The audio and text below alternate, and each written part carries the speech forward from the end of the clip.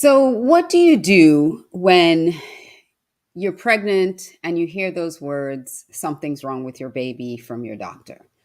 Well, on this episode of Love My Body, Love Myself, we're going to talk about that and what do you do when you have to continue to love your body through something like that, a really difficult ordeal. So, stick around.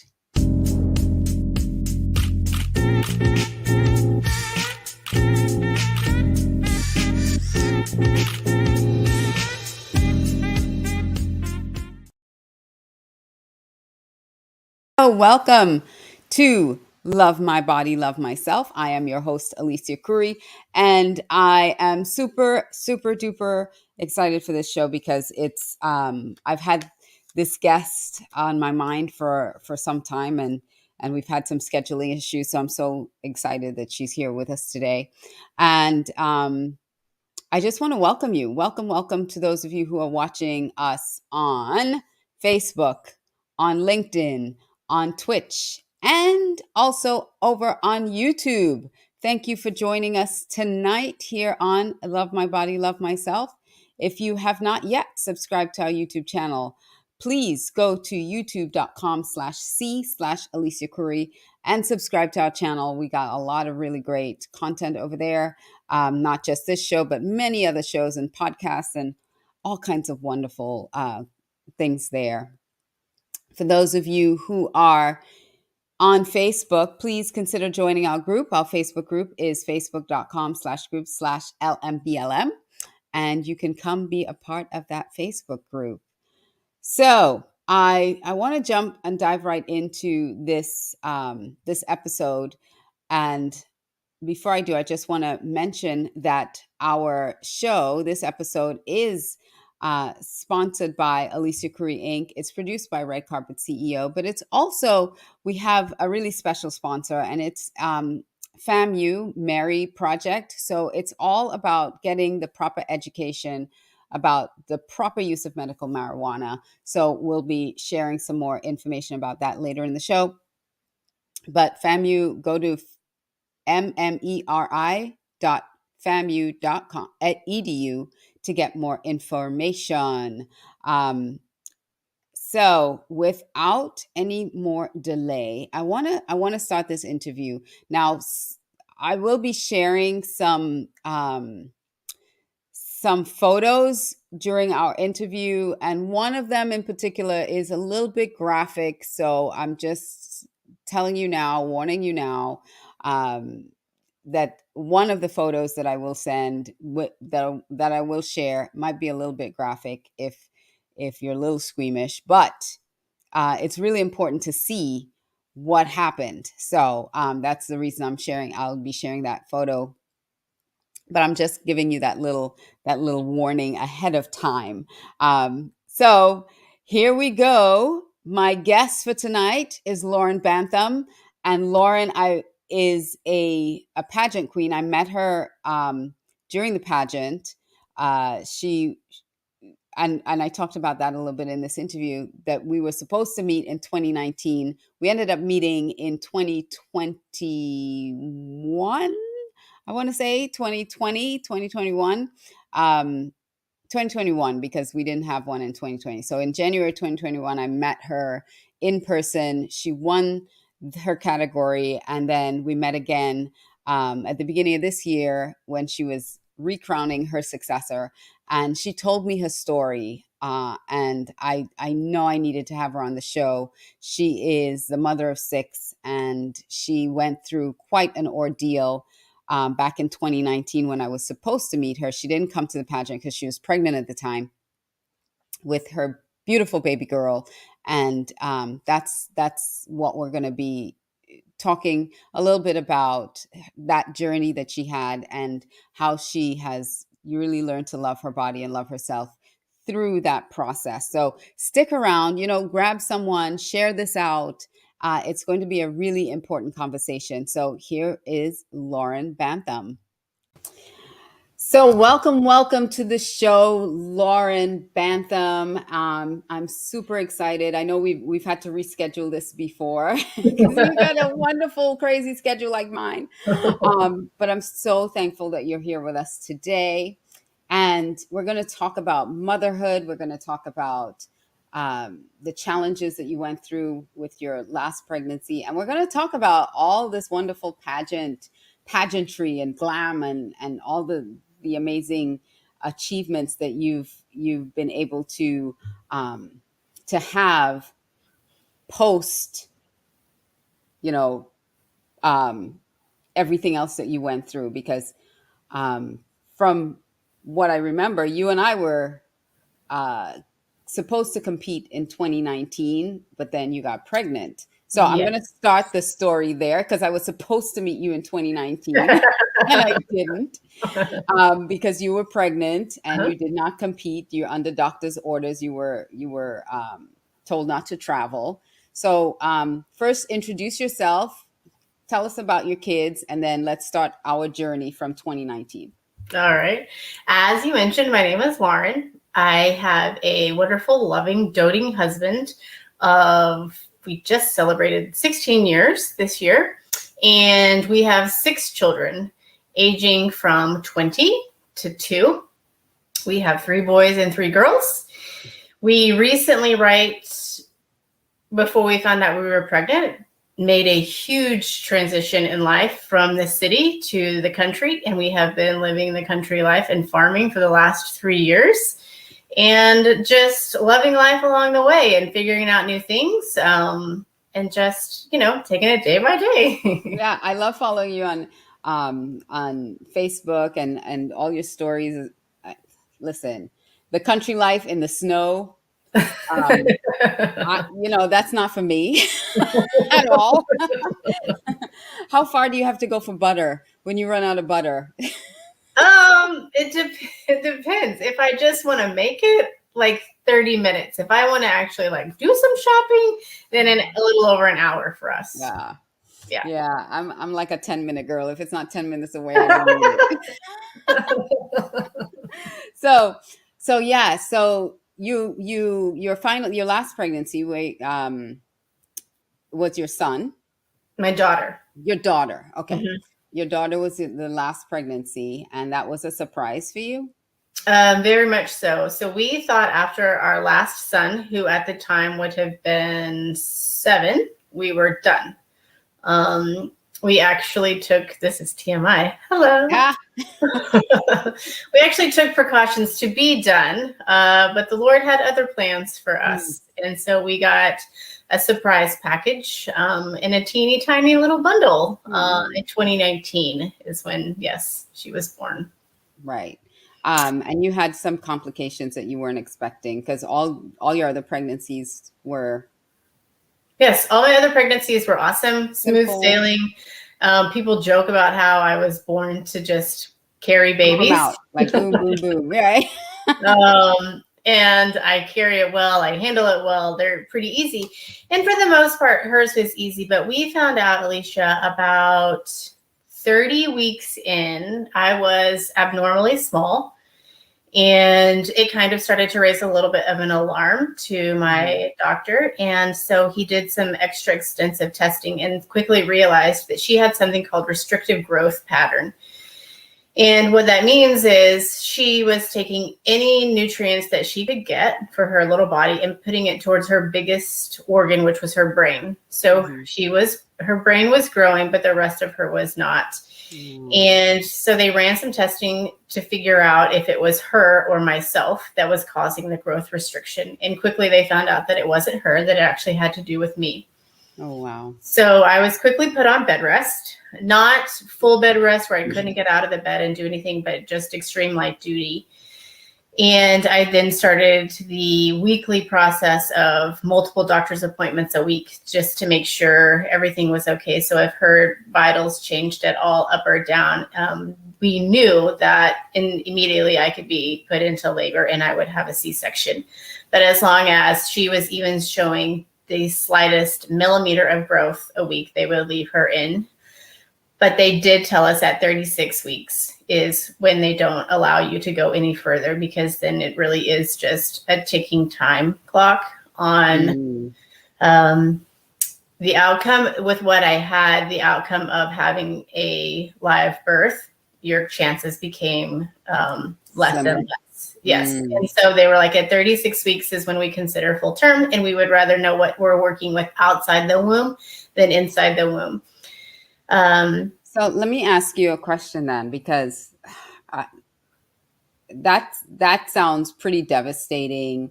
Not the fact that, aside from the fact that all everything that was going on, but to know that me, mom, who's supposed to nurture, like, how did you deal with that situation of how is my body not providing what it needs for this baby? It was a lot at first. It's devastating, because you're like, I was created to do this one thing, and this one thing I cannot do. And it's literally out of my control. Like, I can't even control it. Like, they couldn't even figure out to tell me, well, it's, your blood sugar, or it's your, your uterus, or your, whatever. They're like, we can't even tell you what it is. And so you literally just kind of like, I feel like I'm sitting here with my hands tied behind my back, and I can't do a darn thing but just lay here. And so it really became a time, Alicia, that I really pressed in and had to take control over a lot of thoughts, because negativity and self-loathing wasn't going to help the situation. In fact, it was going to be detrimental to my own mental health, as well as then it would then affect my family. Yeah. And so I just, every day, my husband and I were just take any thought that I became completely vulnerable with. This is what I'm struggling with today, or this is what I'm dealing with today. And over the course of time, which was very quickly, because I did end up having her shortly after that, I finally just had a peace wash over and be like, there is no good going to come from me being stressed out. If anything, history has proven that stress actually causes worse things to happen. And the last thing I need right now is to go into preterm labor with a baby that's already struggling. Yeah. And so it really was just a matter of like, the saying goes, mind over matter. Like, I was like, no, like, I'm not going to let my mind go there. I can't go there. This is out of my control. It's nothing that I caused. So I will not hate my body for what it's doing right now, because it's not going to do me any good. And it won't, it could potentially not do my baby. At the time, we didn't know what we were having. We always keep it a surprise. Keep my baby safe. And so that meant having a clean, clear mental state and getting over anything that might try to come in and rob me of that peace. How are your other children responding to this as well? Did they know? Did you tell them about it? Or did you and your husband just kind of created this fortress? We did. We created a huge bubble, not because we were afraid to tell anyone, because we knew in our hearts of hearts that she was going to be okay. Like, I just knew. I just had this overwhelming piece of like, it's going to be okay. Right. I'm not knowing how or what was going to happen. I just knew. And so therefore our kids didn't really know. They knew mommy had to lay down a lot because she was pregnant, and there was just some, taking extra precautions for their baby sibling that I needed to lay down quite a bit. And our parents knew. Outside of that, we didn't tell anyone, because we knew that it was going to be okay. And we didn't want anyone else's, honestly, their fear or their concerns to infiltrate and penetrate that. Yes, because you were very fragile in that moment, and you needed every ounce of your strength to stay positive, and you didn't need someone coming in. Oh, right. I don't need to be consoling you that it's going to be okay. Right, exactly. Like, it's not anything to do with you. So I'm going to stay quiet. And again, if someone asks like, oh, we heard you're in bed rest, why? I'm just saying that's extra precaution right now, which is true, as well as at my age, having a sixth baby, you are considered high risk. Yes. Oh, yes. So I swallowed that pill. Let's not breeze past that. They call you high risk. Anytime you're over 35, you're high risk. All of a sudden, I'm geriatric at 37, and I'm like, 37, cool. You're geriatric. You're too old to be having babies. So we just really kept it private in our own family. And now we share because we want to bring hope and instill in others that it doesn't have to be publicized. If you want to, then great. But I also need you to know what plans of actions do you have if you're going to do that, which a lot of people that works like talking, but we just tend to a lot of times want to make sure we're very private with big decisions or big things that are going on like that. So long story short, I ended up having her at a little shy of 36 weeks. I went in, I was already dilating. My husband was actually leaving the country 6 days from then. So the Lord just kind of did us a favor to let me have her before he left. Because we both knew that I could possibly be having a baby on my own, granted. Yeah. And so we went in, long story even shorter. Fast forward quite a bit. I was in the hospital. Things were starting to slowly progress. And my nurse, they decided to give me a little bit of Pitocin just to ease for her. Because I didn't want to have a C-section if I didn't have to. Yeah. And so they were trying to relax my body. And so they gave me a little bit of Pitocin. But within like 2 minutes of me having the Pitocin, I started vomiting, and it pushed me into labor like that, which I had never had Pitocin before. I never experienced that. And so anyways, she started coming out, and I had her, and the entire room was filled with the NICU unit because of they didn't know what they were dealing with. And a pin could have dropped in that room. It was so quiet. So I had her, and she came out, and like every mother wants to hear, she immediately started crying. So at least I knew like we were okay, somewhat. And we quickly found out that there's a thing called a true knot in your umbilical cord. And if you're not familiar with that, it's instead of your umbilical cord just slightly being looped around each other where it looks kind of like a pretzel, it looks like a true sailor's knot where it's tied tight. Oh. So I had one. And the room was just dumbfounded with as tight as it was that she was even alive. Well, 3 inches past that, there was another one. So she had 2 true knots in her umbilical cord. And so then after they got all that situated, they then found out that not only had she had 2 knots, but my placenta at probably around 32 weeks had calcified. It had calcified. So it was literally like delivering a rock. It looked like a charred piece of meat. And so the entire room was just standing in awe that she even was in there. Is a miracle. She is and there's no really reason why any of that happens. I mean, obviously people joke about how she's probably doing flips in there, just got herself all knotted up. Yeah. But as far as my placenta, they're not really quite sure why that happened. And let me just say, after her being starved in the womb for 8 months, little Peanut has made up for it, as she is the healthiest kid now. But she was born with around 4 pounds. But she has been a true miracle and delight. Lord. Yes. Full of fun. That is a true miracle right there. Thank you so much for sharing that. Yeah. For sharing that story. And so whatever feelings that might have been, like, what am I doing? What is wrong with me? You had like literal evidence that nothing was wrong with you. Nothing was wrong with your body. We still don't know what happened to the placenta. That could have been, who knows, but it was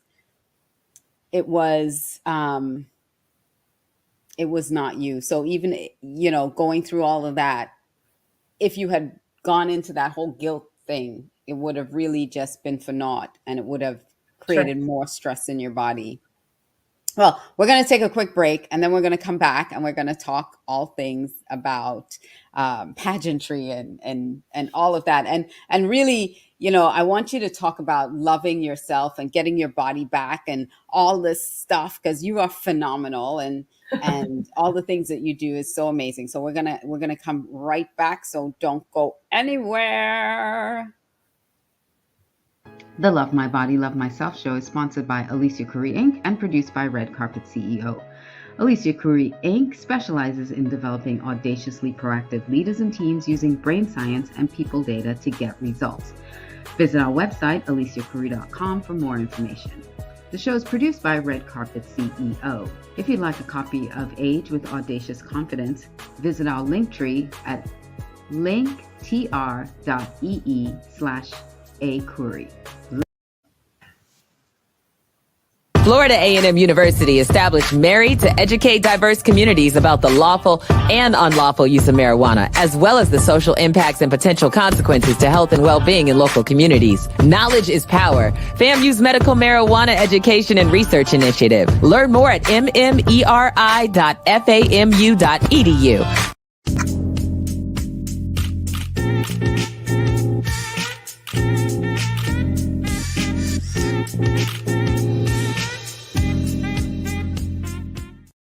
Well, welcome back to Love My Body, Love Myself. I'm your host, Alicia Curry, and today we are here talking to the amazing Lauren Bantham.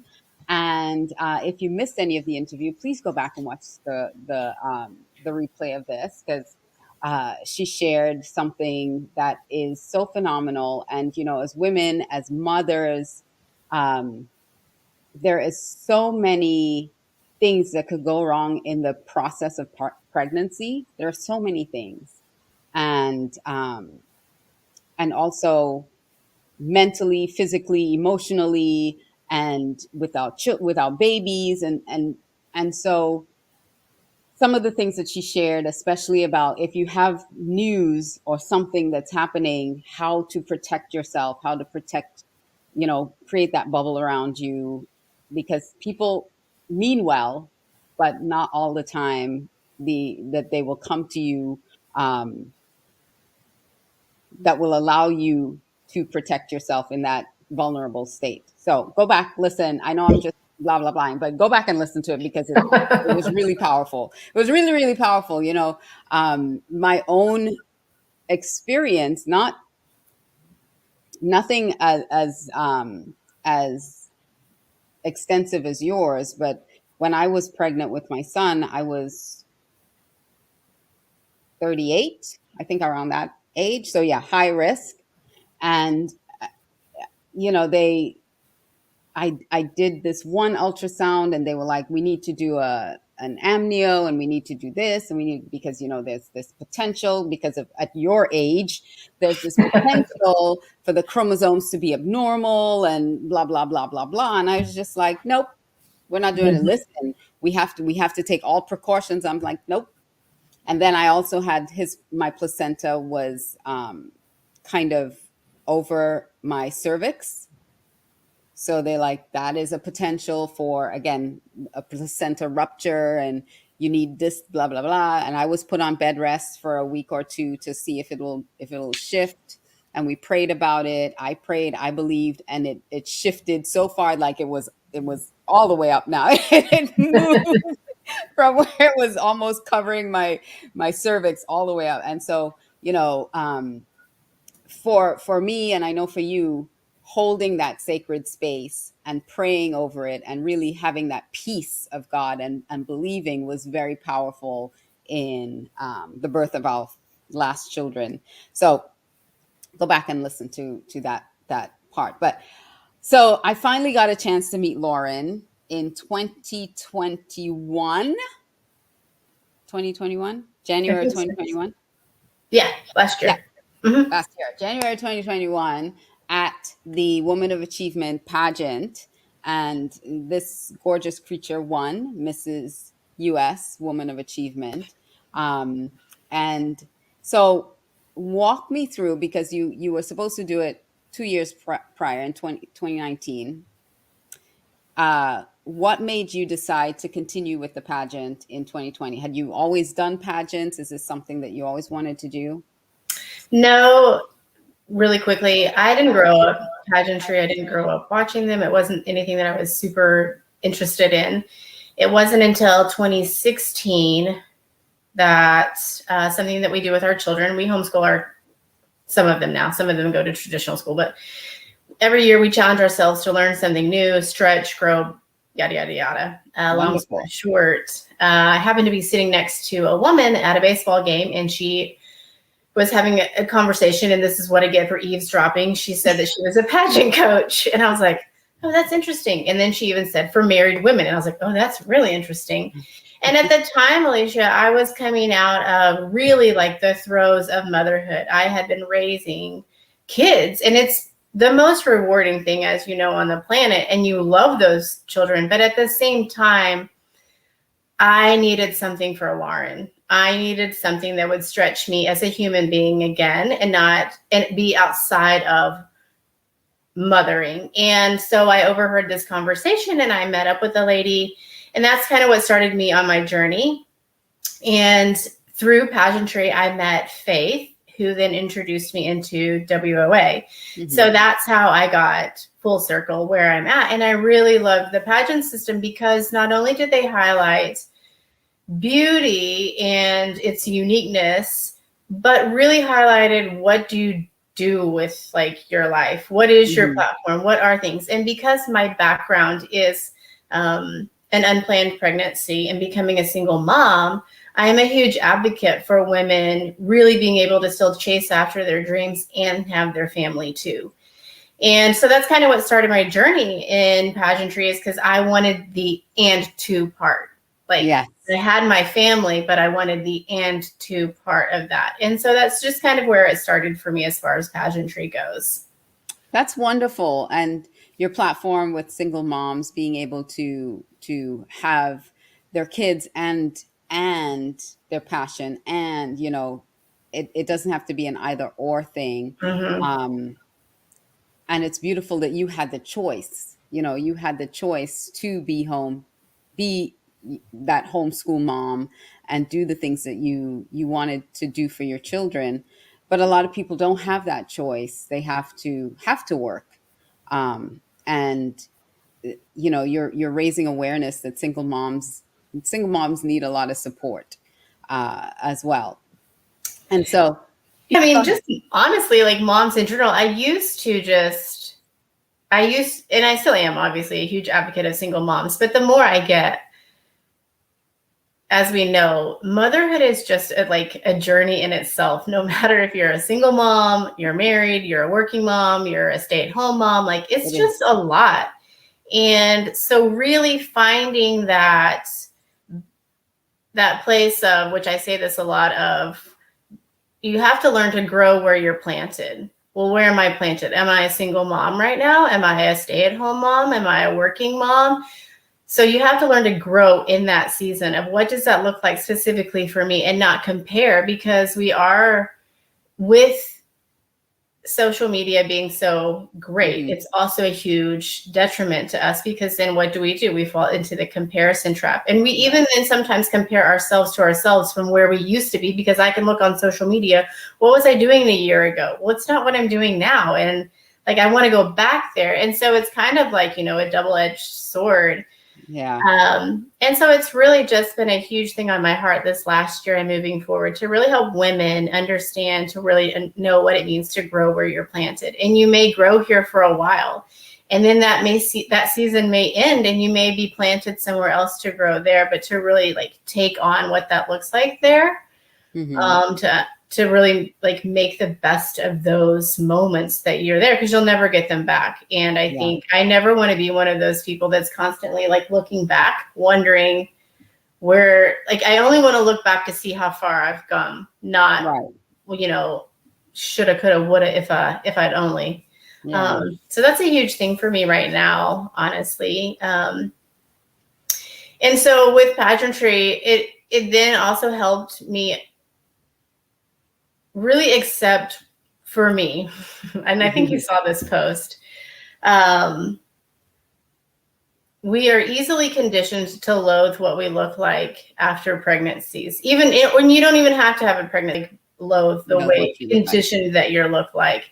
My hair is too short. My hair is too long. Like my eyes aren't this certain color. Oh, my hair is falling out after pregnancy. All my hair is falling out. It's like, oh my gosh. You start. Oops, speaking of hair. You start to condition yourself to compare to everyone else around you. And that's a huge deal, like a big deal for me, because though I never really struggled with body image. And then I had kids and it was like, oh, okay, wow, that's not the same anymore. Like, what just happened?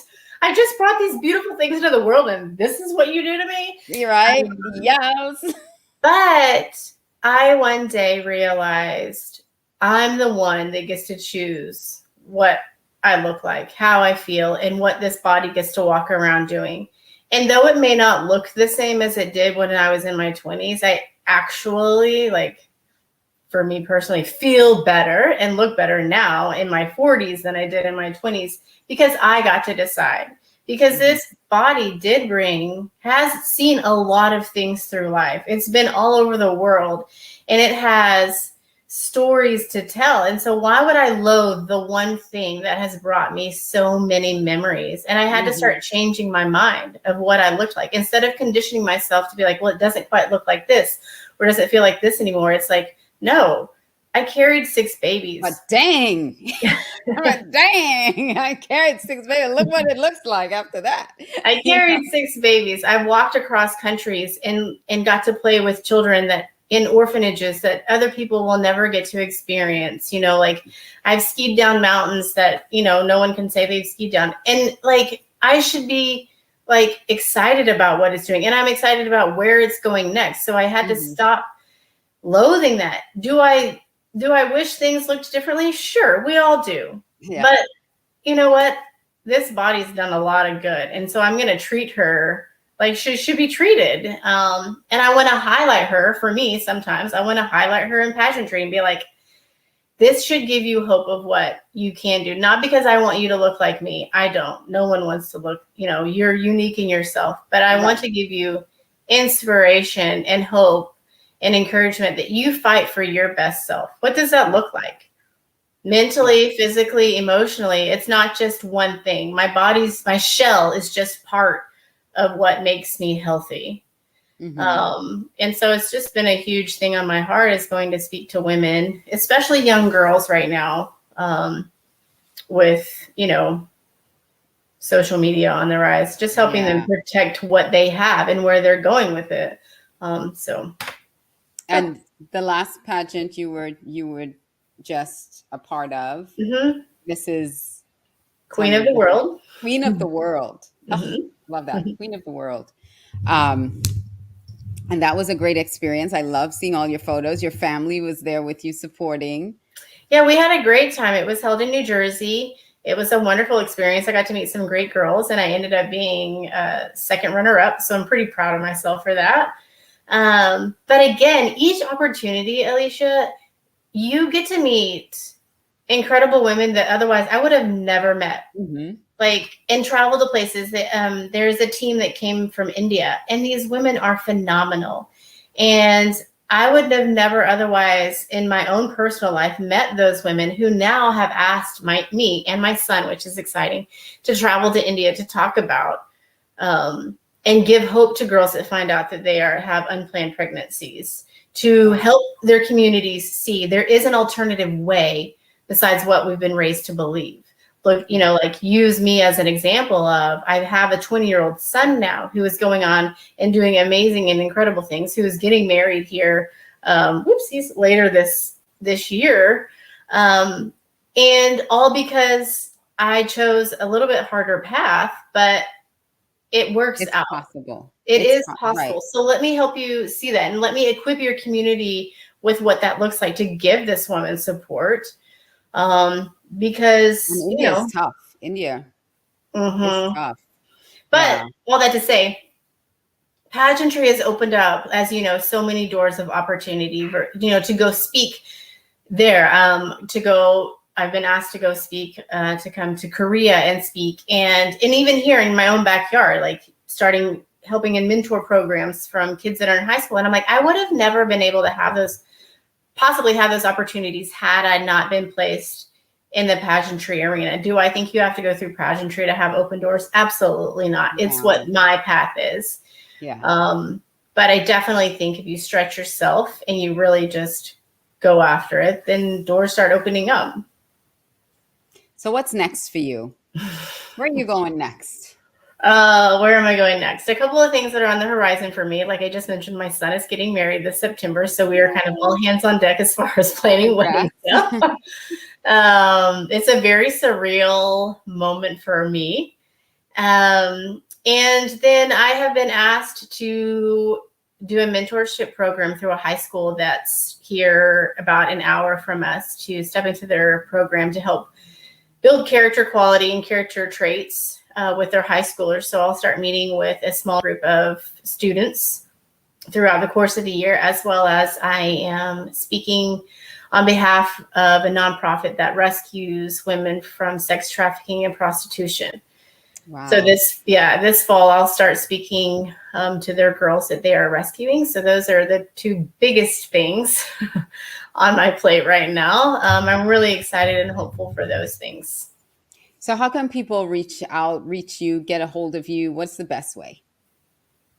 Probably Instagram is my best bet. Or I guess I could put my email on here as well. Email and Instagram. I'm not a huge Facebooker.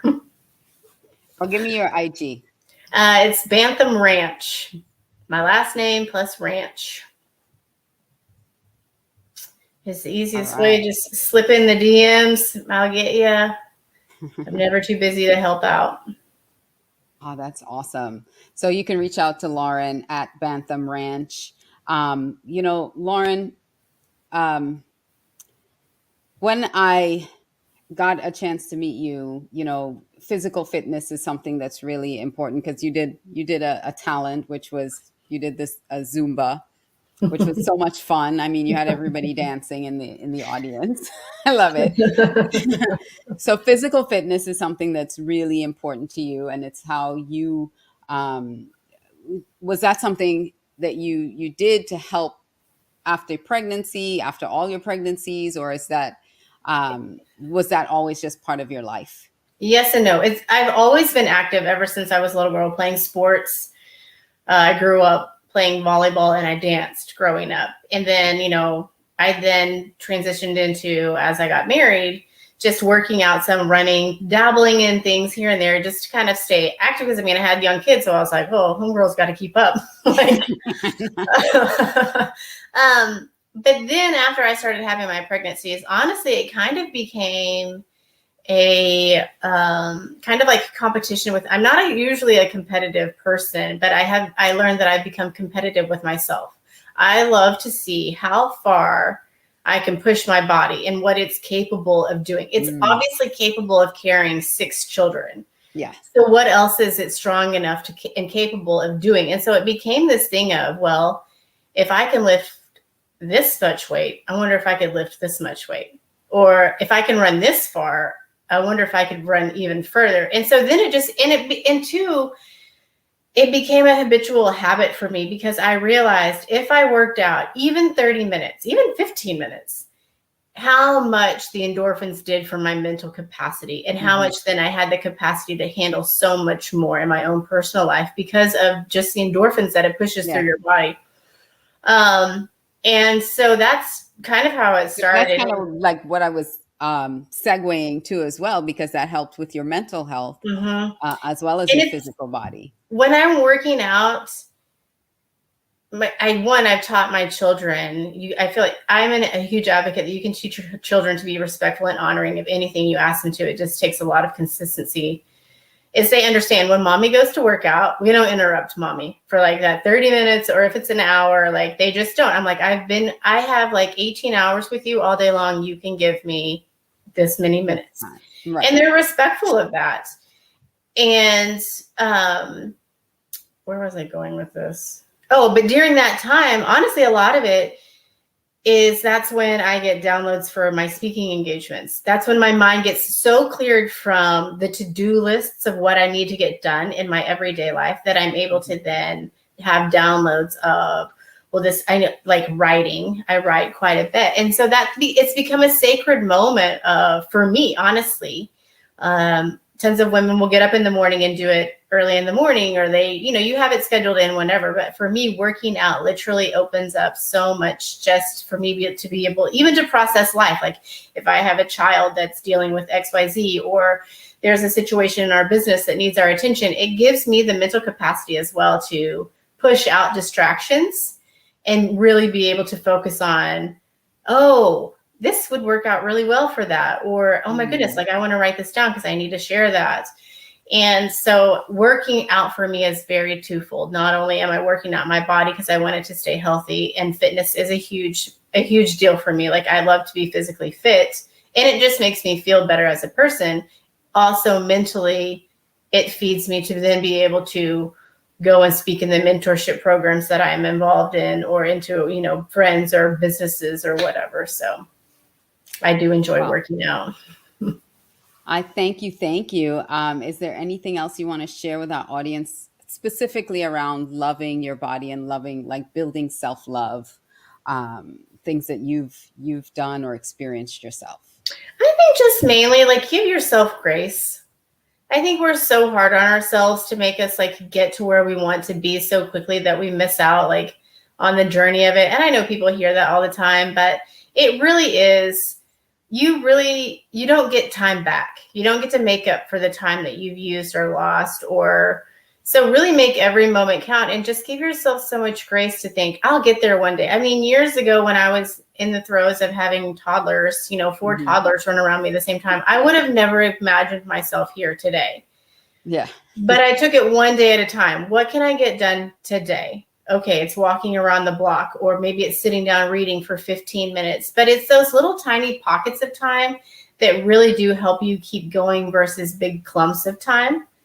And so I think sometimes we need to step back and gain a new perspective and really change our expectations, maybe not lay them down and not lower our expectations, but change them. Meaning I want to give myself self-love for an hour today. Well, that's great. And that's completely doable, but maybe it doesn't mean one block of time. Maybe it means 2 30-minute times during the day, or 15 minutes, or 10-minute increments throughout the day, and you're getting it. And so I just think a lot of women, we might need to step back and gain different perspective, as well as the saying is true. It does take a village to raise a family, and not be afraid to ask for help. I think a lot of times women will view it as weak. Like, I don't want to ask for help. I don't want your help. Oh, amen. Amen. And in reality, it's actually the opposite. There's a lot of strength when you need to ask for help, because it takes a lot of bravery to be like, I can't do this. And so I learned that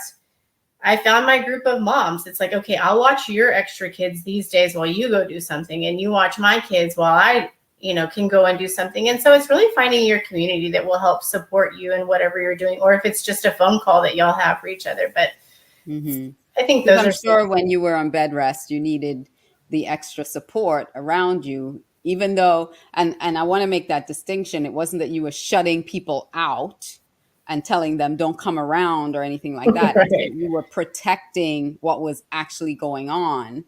Like, right. They weren't involved in the decision decision making that we were having to make. Yeah. I'm on bed rest. It's extra precaution, blah, blah, blah. But you were inviting them in.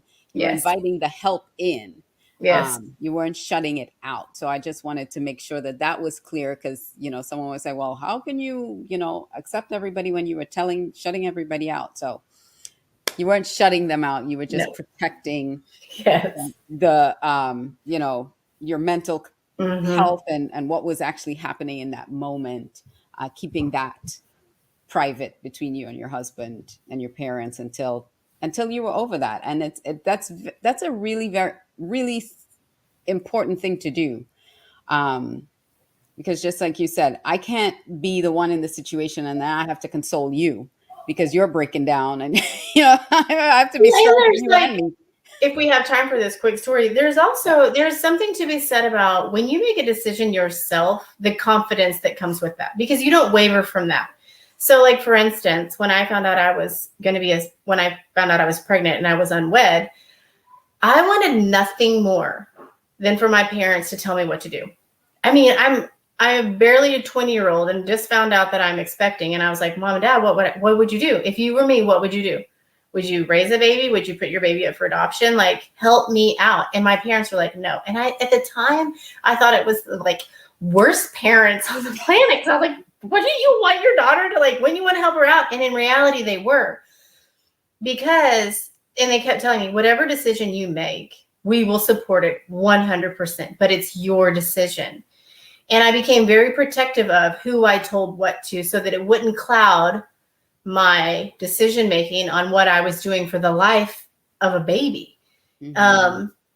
And so that's kind of where that started. And so where I'm going with that is 20 years later, have there been challenges with raising a kid? Absolutely. Any parent knows that. But never once, just a moment, please. But never once. Here they come. Mommy, you've had your time. It's our time now. But never once in all of those years that I had difficult decisions to make, or maybe struggling with this, that, or the other, did I ever have the thought come in my head, if you had only done what mom and dad said, if you had only followed this advice, this wouldn't be happening. I never, by God's grace, ever had to deal with those thoughts. And so it started a very huge, impactful thing on myself that, one, I would never push my opinion or my feelings on someone else, because I knew what it felt like to be free of that for my own good.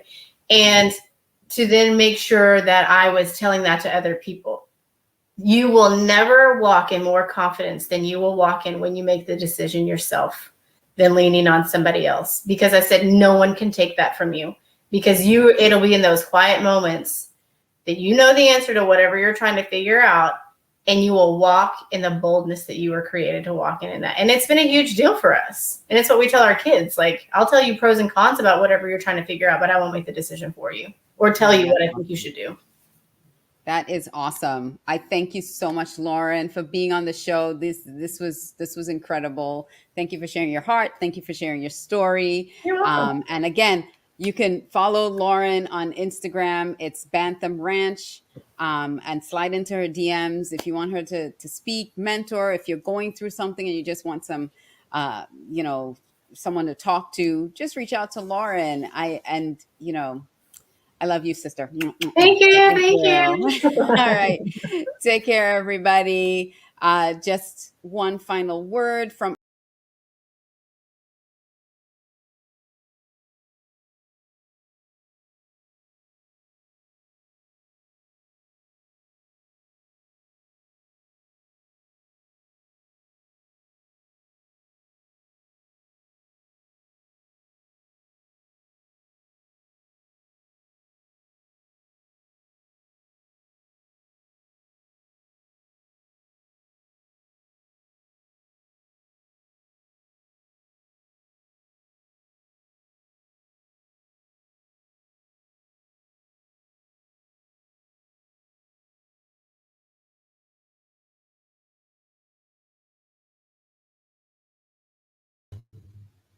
There I am.